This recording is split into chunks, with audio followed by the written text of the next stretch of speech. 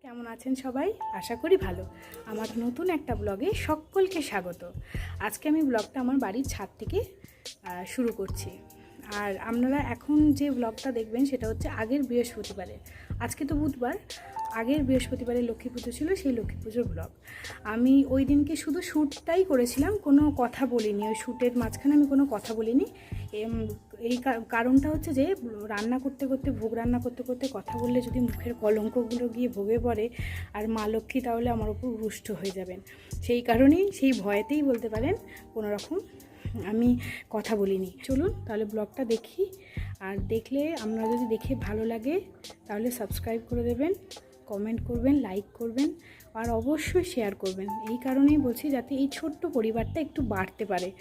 তাহলে ব্লগটা শুরু করি, আপনারা দেখতে থাকুন।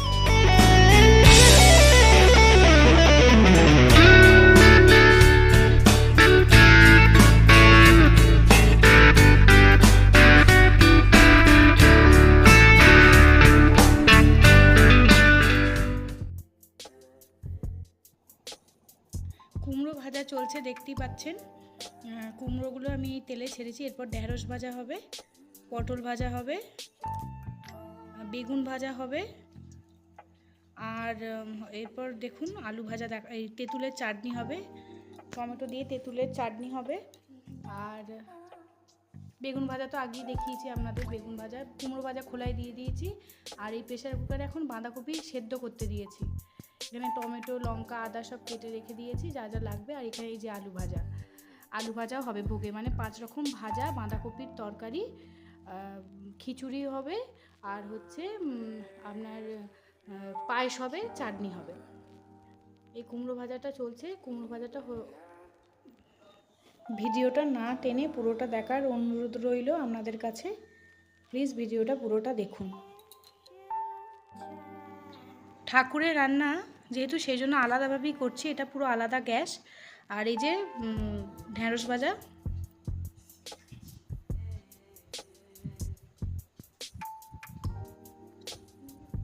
ঢেঁড়স ভাজা হচ্ছে।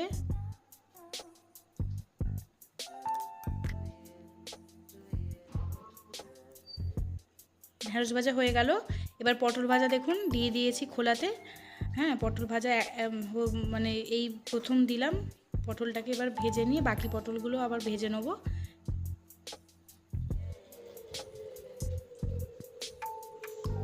এটা হচ্ছে খিচুড়ির জন্য চালটাকে ভিজিয়ে রেখে দিয়েছি।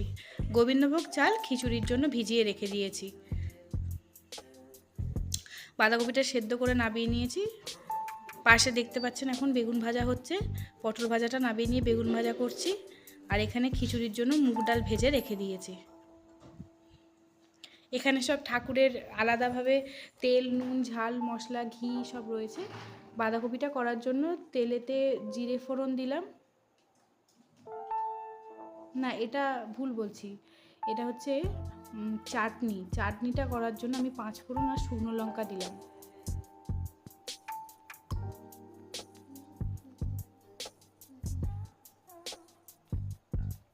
বেগুন ভাজাগুলো তুলে নিলাম আমি পাশে। আর চাটনিটার জন্য এই যে টমেটো আর কাঁচা তেঁতুলের চাটনি, আমাদের মা মানে ঠাকুর লক্ষ্মীকে এই ভাদ্র মাসের লক্ষ্মী পুজোতে টমেটো আর তেঁতুলের চাটনি দিতে হয়। তাই তেঁতুল আর টমেটোর চাটনিটা আমরা বসিয়ে দিয়েছি এইদিকে। আর ওইদিকে বেগুন ভাজাটা হচ্ছে।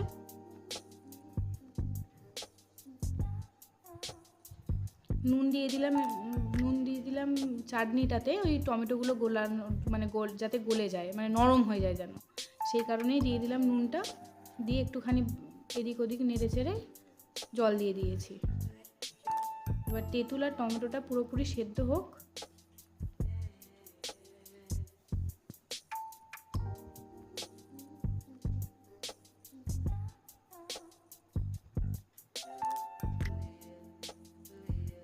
যে বেগুন ভাজা, পটল ভাজা, ঢেঁড়স ভাজা, কুমড়ো ভাজা হয়ে গেছে। আলু ভাজাটা বাকি আছে। এই যে 5 রকম ভাজার মধ্যে 4 রকম ভাজাই আমাদের হয়ে গেছে এই সময়টায়। আলু ভাজাটা দিয়েছি আর চাটনিটা পাশে ফুটছে।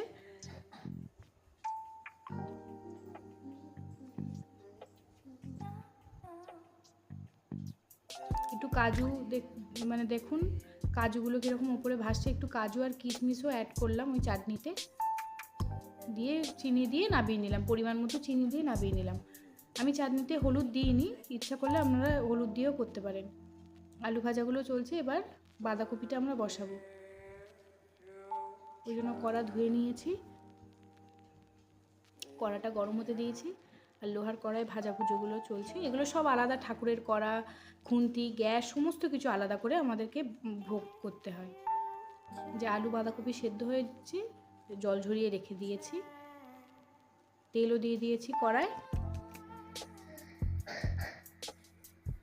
জিরে ফোড়ন দিচ্ছি, জিরে, গোটা জিরে,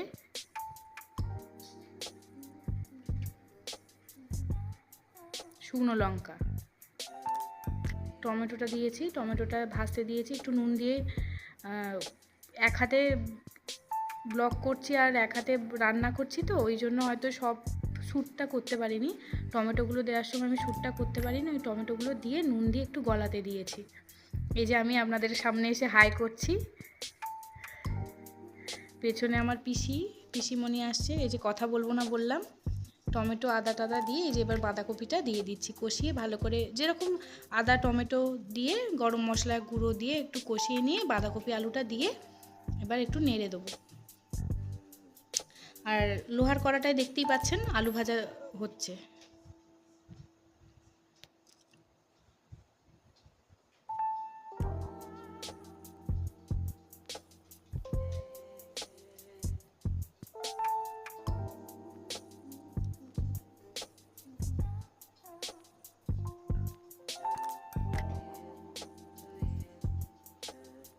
গরমকালের বাঁধাকপি তো তাই একটু সেদ্ধ করে নিলাম। শীতকালের হলে দেখবেন একটু গন্ধটা, মানে একটা বাজে, গরমকালে একটা বাজে গন্ধ ছাড়ে বাঁধাকপির, ওই কারণেই সেদ্ধ করে নিলে গন্ধটা কেটে যায়, আর শীতকালে তো সেটারও প্রয়োজন হয় না। বাঁধাকপিটা একটু কষিয়ে টষিয়ে নিয়ে, যেহেতু সেদ্ধ করা না তাই জলটা খুব একটা দেওয়ার দরকার নেই, অল্প জল দিয়ে এবার ঘি দেব, ঘিটা দিয়ে রেখে দেব, ঘিটা দিয়ে একদম কমিয়ে দিয়ে রেখে দেবো। যেহেতু নিরামিষের তরকারি, একটু ঘি গরম মশলা দিলে খেতে ভালো হবে, সেই কারণে ঘিটা দেওয়া।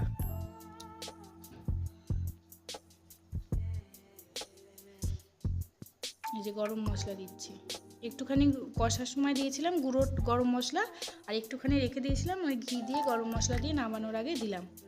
আলু ভাজাটাও হয়ে গেছে।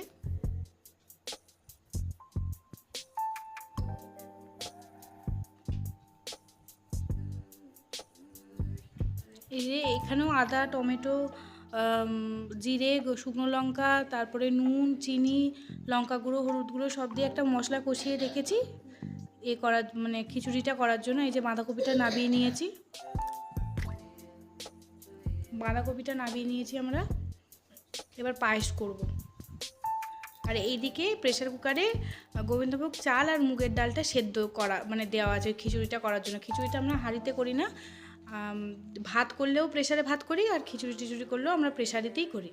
এই যে পায়েস করার জন্য ঘি দিলাম, কাজু কিশমিশটা ভেজে নিয়ে অল্প এদিক ওদিক করে ভেজে নিয়ে, একদম পুড়িয়ে ফেললে হবে না, তাহলে একটা বাজে গন্ধ চলে আসে। হালকা এদিক ওদিক করে নিয়ে চালটা দিয়ে দেব।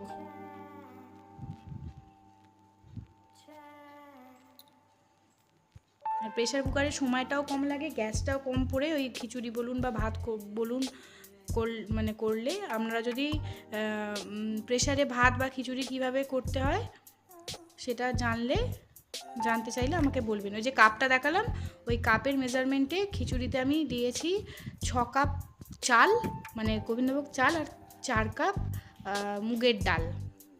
আর পায়েসের জন্য ওই কাপের 3 কাপ চাল নিয়েছি। আর এই যে আমুল গোল্ডের যে দুধগুলো, প্রথমে এই 1 লিটার দিয়ে দিয়েছি, দিয়ে দেখবেন দুটো আছে, দেখালাম আপনাদের ভিডিওতে, দুটো দুধের মানে প্যাকেট কেনা আছে আমুল গোল্ডের। এই যে 1 লিটার দিয়ে দিয়েছি, আর 1 লিটার থেকে হাফ দিয়ে একটু রেখে দিয়েছি, কেন পায়েসটা করার সময় না বসে যায়, মানে শেষের দিকে গিয়ে দুধটা একদম মরে গিয়ে পায়েসটা বসে যায়, ওই জন্য ওই দুধটা নিয়ে একটু ফুটিয়ে দেওয়ার জন্য রেখে দিয়েছি আর কি। এই যে এই পরিমাণ বাতাসাটা দেবো। পায়েসে আমরা চিনি ইউজ করি না খুব একটা সচরাচর, বাতাসা দিই, নাহলে গুড় থাকলে গুড় দিই, বাতাসাটা দিয়েই করবো, গুড়ের বাতাসা দিয়েই করবো। চালটা মোটামুটি 85% থেকে 90% সেদ্ধ হয়ে গেলে গুড়ের বাতাসাটা আমরা দিয়ে দেবো। এই যে ওই দুধ রেখে দেখুন দেখাচ্ছি, দুধ রেখে দিয়েছি। দুধটা লাস্টে দেওয়ার জন্য চিনি দেবো না, আমি হাতে করে ইশারা করে আপনাদেরকে বলছি চিনি দেবো না। প্রেশার কুকারে দিয়ে খিচুড়িটা একটু ভালো করে ঘেঁটে নিয়ে আমরা ব্লগটা শেষ করলাম। এরপর কিছু আপনারা ঠাকুরের মানে কিছু শর্ট দেখতে পাবেন, দেখুন। রান্নাটাও শেষ হয়ে গেছে এই মুহূর্তে। ঠাকুরের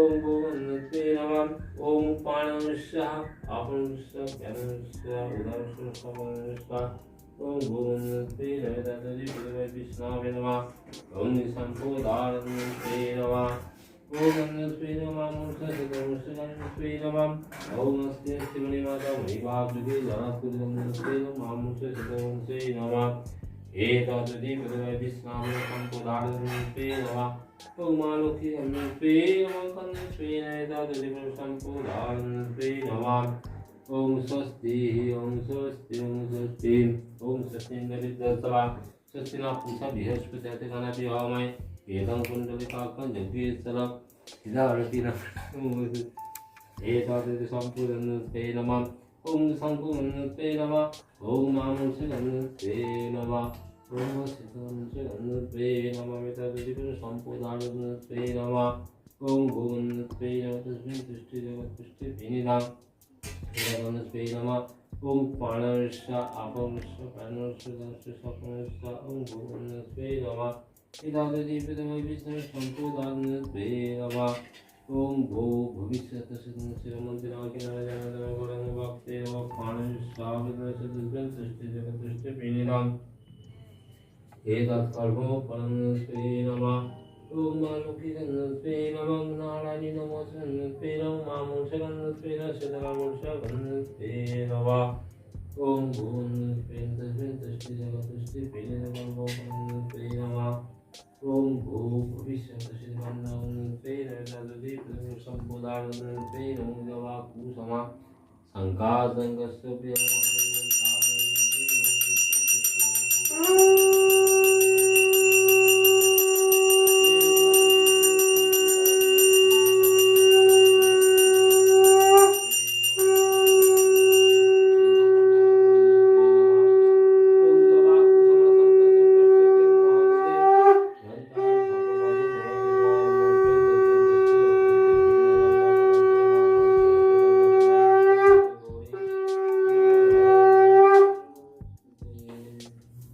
যদি দেখে ভালো লাগে, আবারও বলছি অবশ্যই সাবস্ক্রাইব, কমেন্ট আর লাইক করে দেবেন।